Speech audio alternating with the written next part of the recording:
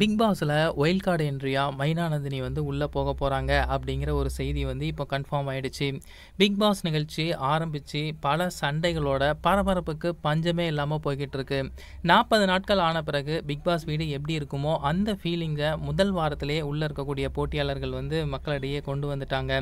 20 போட்டியாளர்கள் இந்த big pass வீட்டுக்குள்ள என்ட்ரு ஆனாங்க.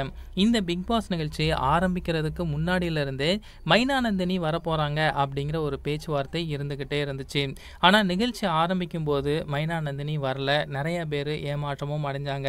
அதுக்கப்புறம் ஒரு தகவல் சமூக வலைதளங்கள்ல தீயா பரவ ஆரம்பிச்சது.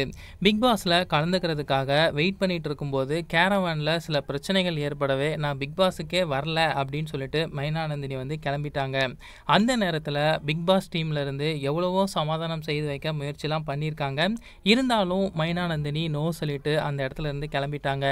ஒரு வாரம் நிகழ்ச்சி வந்து பார்த்துட்டு உள்ள இருக்கிற போட்டியாளர்கள் இப்படிதான் அப்படின்னு சொல்லி நினைச்சு இப்போ பிக் பாஸ் போறதுக்கு மைனா நந்தினி சம்மதமும் தெரிவிச்சிருக்காங்க.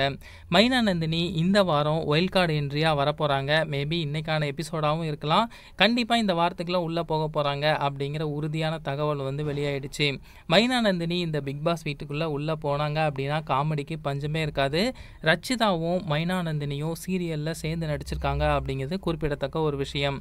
இவங்க 2 பேரோட கோம்போ வேற லெவல்ல இருக்க போகுது. பிக் பாஸ் வீட்டுக்குள்ள இப்போ ரச்சிதாவும் மைனா நந்தினியும் எப்படி இருக்க போறாங்க அப்படிங்கிறத பொறுத்திருந்து பார்ப்போம்.